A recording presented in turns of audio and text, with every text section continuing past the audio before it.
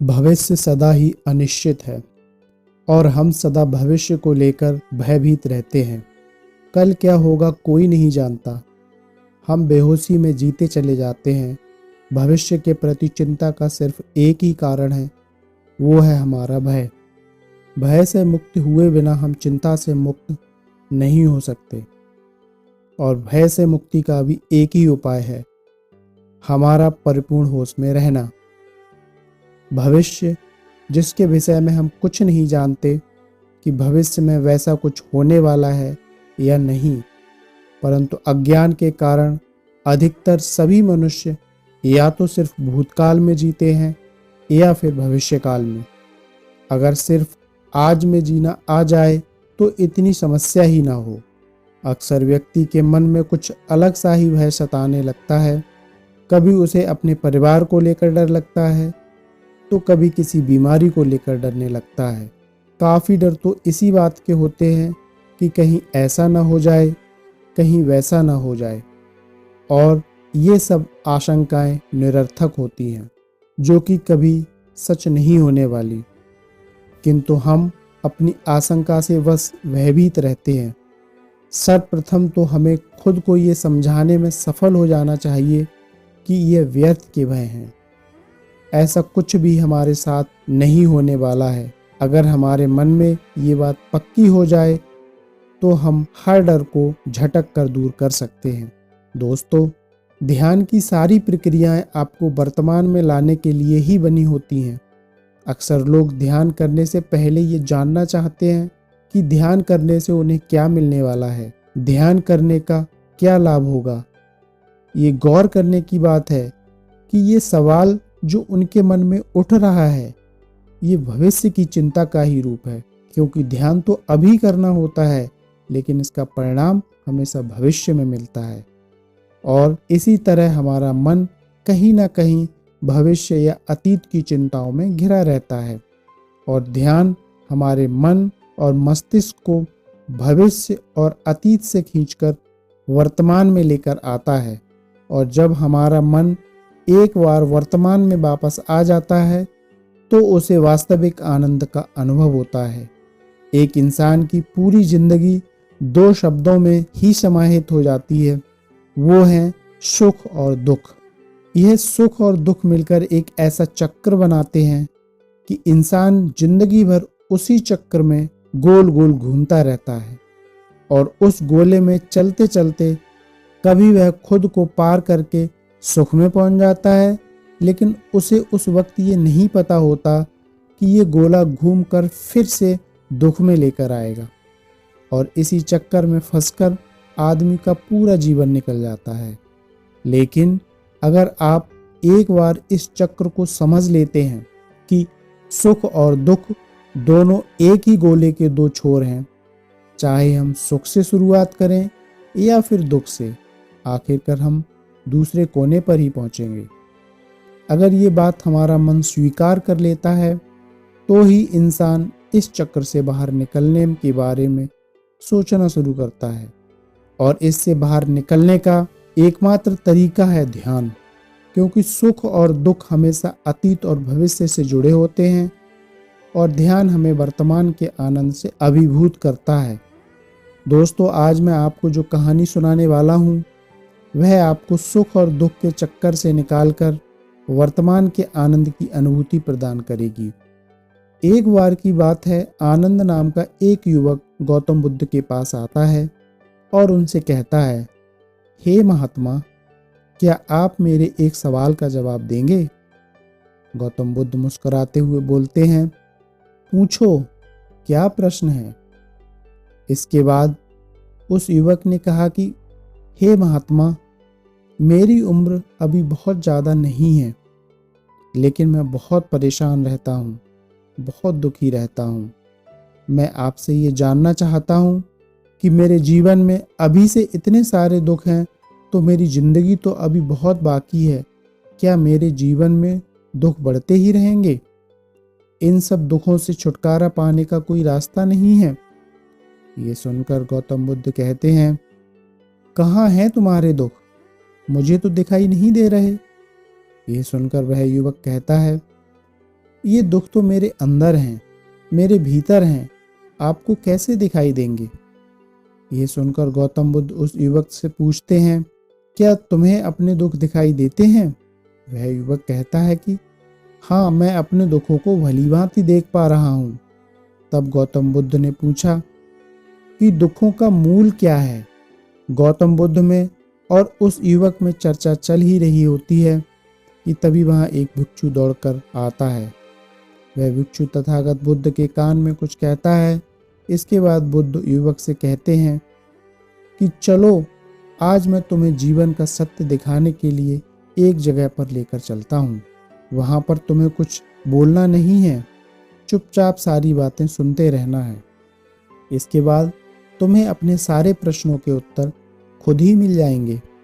आनंद गौतम बुद्ध के पीछे चला जाता है। कुछ दूर चलने के बाद गौतम बुद्ध एक घर में प्रवेश करते हैं। घर में प्रवेश करने के बाद आनंद और तथागत बुद्ध देखते हैं कि वहां पर बहुत सारे लोग इकट्ठे हो रखे हैं और बीच में चारपाई पर एक वृद्ध आदमी लेटा हुआ है।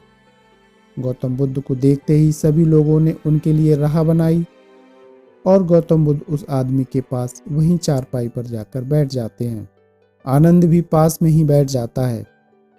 इसके बाद वह वृद्ध आदमी जो चारपाई पर लेटा हुआ था, गौतम बुद्ध को प्रणाम करता है और कहता है, हे महात्मा, मैं नहीं जानता कि मेरे जीवन में कितनी सांसें बची हुई हैं। पता नहीं किस वक्त मुझे मृत्यु आ जाए।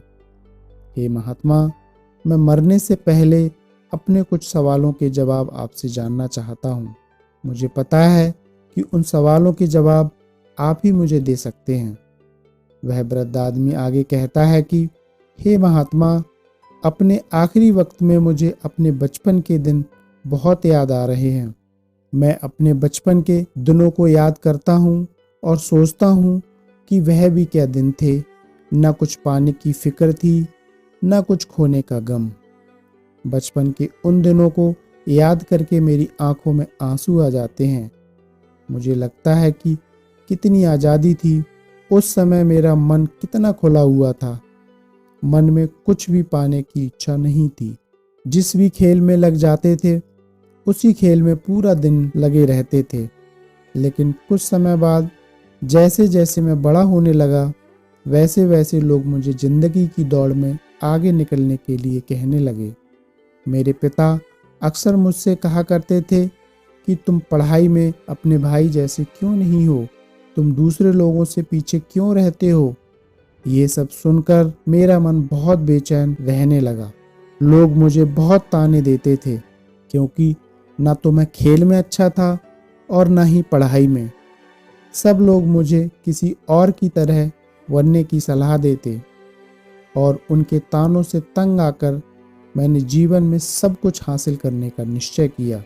मैंने अपने आप से वादा किया कि मैं अपने भाई की तरह कामयाब इंसान बनूंगा और इसके लिए मैंने दिन रात मेहनत की। शुरुआत में बहुत मुश्किलें आईं, बहुत निराशा हाथ लगी, लेकिन मैंने हार नहीं मानी और मैंने खुद अपना व्यापार खड़ा किया। उसके बाद मुझे कुछ पाने का एहसास हुआ। मुझे बहुत खुशी हुई, क्योंकि जो लोग मुझे ताने देते थे वही लोग अब मेरे आगे पीछे घूमने लगे थे। कुछ वक्त बाद एक बहुत धनवान सेठ की बेटी से मेरा विवाह हो गया और उसके बाद मुझे लग रहा था जैसे मेरा जीवन स्वर्ग बन गया हो। कुछ साल बाद मेरे 2 बेटों का जन्म हुआ। दोनों बहुत ही सुंदर और हष्ट-पुष्ट थे। अब मेरा मन मेरे बच्चों के लिए कुछ और करने को उत्सुक हो गया। मैं और भी ज़्यादा धन कमाने में लग गया और जल्द ही मैं अपने नगर का सबसे बड़ा व्यापारी बन गया। सब कुछ अच्छा चल रहा था, लेकिन अनहोनी को कौन टाल सकता है। एक दिन अचानक मेरी पत्नी मुझे छोड़कर चल बसी। इससे मुझे बहुत गहरा आघात पहुंचा। मैं कई दिनों तक अपने घर से बाहर नहीं निकला। मेरे बेटे मुझे हिम्मत देते थे कि पिताजी, माताजी तो नहीं रही और जो हो चुका है वह वापस नहीं आ सकता, लेकिन हम दोनों भाई आपका हमेशा साथ देंगे, आपकी हमेशा सेवा करेंगे। आपको किसी बात की कोई चिंता करने की आवश्यकता नहीं है। और धीरे धीरे मैंने भी अपने मन को समझा लिया कि अब तो मुझे अपनी प्रिय पत्नी के बिना ही जीना पड़ेगा। इसलिए मैंने अपना मन अपने बेटों के साथ जोड़ लिया। उनकी खुशी में ही मुझे खुशी होती थी, उनके दुख में ही मुझे दुख होता था। उसके बाद उस वृद्ध आदमी ने कहा कि हे महात्मा, इस जीवन चक्र में अक्सर मुझे महसूस होता था कि आखिर जीवन है क्या, जीवन की गहराइयों को कैसे जाना जाए, कि जीवन कैसे जीना चाहिए, मैं कौन हूँ और मैं इस दुनिया में क्या करने के लिए आया हूँ। ऐसे तमाम सवाल मेरे मन में उठते रहते थे। फिर मुझे आपके बारे में भी पता चला कि गौतम बुद्ध ऐसी ध्यान प्रणालियाँ बताते हैं जिससे जीवन का मतलब समझा जा सकता है। लेकिन मैं हमेशा सोचता रहता था कि पहले मैं अपने जीवन से दुख और परेशानियों को दूर कर देता हूँ, उसके बाद ध्यान में मैं अपना पूरा मन लगा लूँगा। और यही सोचकर मैं कभी ध्यान नहीं कर पाता था। धीरे धीरे वक्त बीतता रहा और आखिर में उम्र ढलने के बाद मैं बीमार पड़ गया। वैसे मेरे जीवन में कोई कमी नहीं रही। मेरे बेटे ने मेरा साथ दिया, मैंने जीवन में बहुत कुछ हासिल भी किया। लेकिन अब मैं अपने जीवन में अगर पीछे मुड़कर देखता हूँ तो मुझे एहसास होता है कि मेरे बचपन के दिन ही सबसे अच्छे दिन थे। फिर उस वृद्ध आदमी ने गौतम बुद्ध से कहा कि मैं चंद घड़ियों का मेहमान हूँ, ये मैं जानता हूँ, लेकिन क्या आप कुछ ऐसा सूत्र मुझे बता सकते हैं जिससे कि मैं सुकून से मर सकूं, मेरे मन के सारे सवाल जवाब शांत हो जाएं और मैं जीवन का असली मतलब समझकर सुकून से मर सकूं। ये सुनकर गौतम बुद्ध ने कहा कि प्रत्येक इंसान को बचपन के दिन प्रिय क्यों होते हैं, क्योंकि उस समय उसे कोई भी चिंता नहीं रहती, वह आज़ाद होता है, उसके मन में कोई लालसा नहीं होती, जिस काम में भी लग जाता है उसी काम में मगन हो जाता है। लेकिन जैसे जैसे इंसान की आयु बढ़ने लगती है वैसे वैसे उसकी इच्छाएं, उसकी कामनाएं दिन ब दिन बढ़ती जाती हैं और इसीलिए अक्सर इंसान भविष्य की तैयारियों में लगा रहता है या फिर अतीत के बारे में सोचता रहता है और वह वर्तमान में जीना भूल ही जाता है। और वहीं अगर हम किसी छोटे बच्चे को देखें तो उसके लिए कोई भविष्य या कोई अतीत नहीं होता, उसके लिए बस वर्तमान होता है और इसीलिए वह वर्तमान में पूरा आनंदित होकर रहता है। तुमने अपना पूरा जीवन अपनी कामयाबी को अपने बेटों, अपनी पत्नी और भविष्य की योजनाओं में ही बिता दिया और तुम हमेशा यही सोचते रहे कि पहले मैं अपने जीवन को व्यवस्थित कर लूं और उसके बाद सत्य की खोज कर लूँगा, उसके बाद ध्यान करूँगा। लेकिन हम ये भूल जाते हैं कि कल कभी नहीं आता, भविष्य की योजनाएं कभी पूरी नहीं होती। जब एक योजना पूरी होती है तो हमारा मन दूसरी योजनाएं बनाने लगता है और इस प्रकार जीवन चक्र चलता रहता है। और अब आखिरी समय में जब मृत्यु तुम्हारी सैया पर लेटी हुई है तो तुम्हें एहसास हो रहा है कि मैंने जीवन में कुछ भी हासिल नहीं किया। अब तुम्हें लग रहा है कि जो भी तुमने किया उसमें से तुम एक सुई भी अपने साथ नहीं ले जा सकते।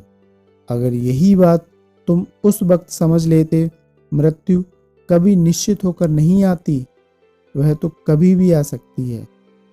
अगर ये बात उस वक्त तुम्हारा मन समझ लेता तो तुम उसी वक्त ध्यान और सत्य की खोज में लग जाते। तुम कोई ऐसी चीज खोजने की कोशिश करते जो तुम्हारे साथ जा सके, जो तुम्हें परिपूर्णता से मरने का मार्ग दिखा सके। उस वृद्ध आदमी ने हाथ जोड़कर गौतम बुद्ध से कहा, हे महात्मा, ये तो मैं जानता हूँ कि मुझसे गलतियाँ हुई हैं, मैंने अपने जीवन को सार्थक रूप से जिया ही नहीं और इस बात का मुझे बहुत गहरे में एहसास हो चुका है। लेकिन मैं आपसे फिर भी वही सूत्र जानना चाहता हूँ कि क्या मैं अभी परिपूर्णता के साथ नहीं मर सकता? ये सुनकर बुद्ध ने उस आदमी का हाथ सहलाते हुए कहा कि अब तो एक ही सूत्र समझने लायक रह जाता है, और वह सूत्र यह है कि तुमने अपने जीवन में जो कुछ भी पाया है या जो कुछ भी खोया है, वह सब यहीं छोड़कर चले जाओ। उसे अपने मन के साथ जोड़कर मत ले जाओ। अपने मन में ये भाव पैदा करो कि तुमने अपने जीवन में बहुत कुछ सीख लिया, और वास्तविकता में तुमने अपने जीवन में बहुत प्रगति की है, क्योंकि तुमने ये जान लिया है कि जीवन में कुछ भी सार्थक नहीं है। और ये जानना बहुत बड़ी उपलब्धि होती है। लोग जीवन भर जीते जीते मर जाते हैं, लेकिन उन्हें जीवन की निरर्थकता का कोई पता नहीं चलता। इसलिए अभी अपने मन से सारे सवाल गिरा दो और ये भाव पैदा करो, जीवन में जो कुछ जानने जैसा था वह मैंने जान लिया है, और अब जीवन में कुछ भी जानने जैसा नहीं बचा है। जब तुम इस भाव, इस बोध से भर जाओगे तो तुम बिल्कुल खाली होकर मृत्यु को प्राप्त हो जाओगे, और वास्तविकता में यही मरने की कला होती है। हमने जीवन में जो कुछ भी पाया, जो कुछ भी खोया, वह इसी दुनिया का था और वह यहीं पर रह जाएगा। हमारे साथ कुछ भी नहीं जाएगा, हम खाली जाएंगे, हम बिल्कुल खाली जाएंगे। और जो लोग अपने मन से बिल्कुल खाली हो जाते हैं, वास्तव में उनके अंदर ज्ञान का दीप जल जाता है और वह निर्वाण की स्थिति को प्राप्त करते हैं। लेकिन उससे पहले तुम्हें इस जीवन की निरर्थकता को समझना होगा। यहाँ पर कुछ भी पाना या कुछ भी खोना कोई मायने नहीं रखता। इसके बाद बहुत देर तक उस वृद्ध व्यक्ति ने कोई सवाल नहीं पूछा, एकदम से शांत, और वह मुस्कुराते हुए मृत्यु को प्राप्त हो गया। इसके बाद गौतम बुद्ध ने आनंद से पूछा कि क्या तुम्हें अपने सवालों के जवाब मिले, और मिले तो तुम्हें क्या जवाब मिले, सभी को बताओ।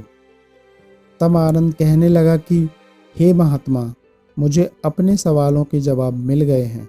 इस वृद्ध आदमी के जीवन चक्र से मैं समझ गया हूँ कि जीवन में कुछ भी पाने जैसा नहीं होता।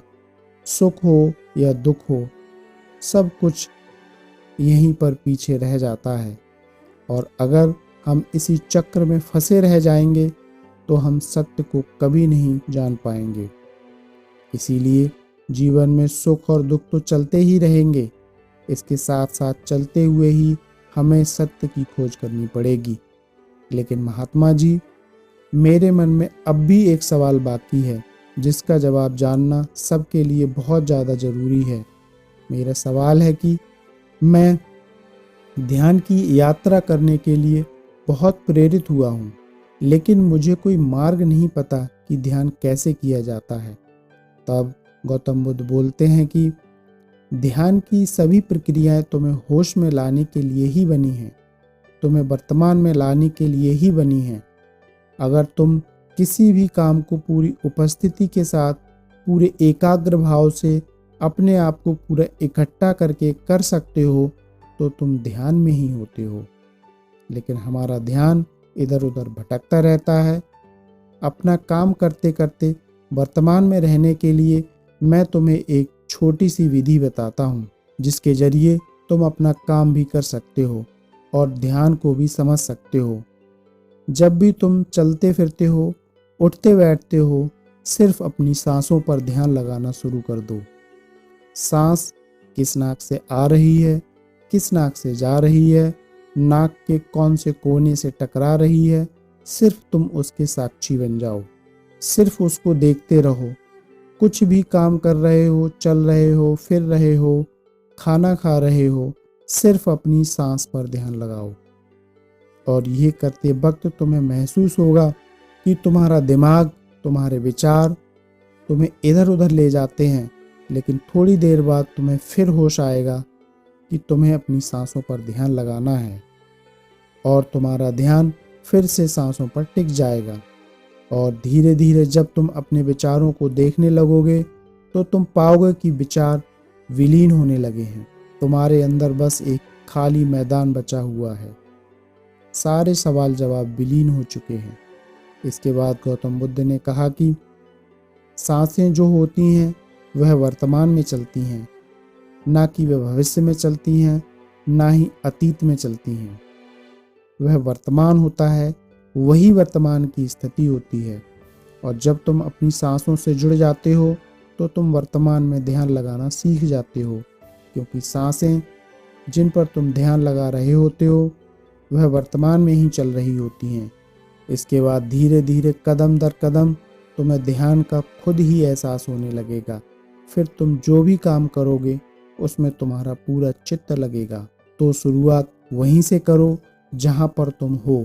यहीं से, अभी से अपनी सांसों को पकड़ना शुरू कर दो। तो दोस्तों, आपको ये वीडियो कैसे लगी कमेंट करके ज़रूर बताएं। ऐसी ही और भी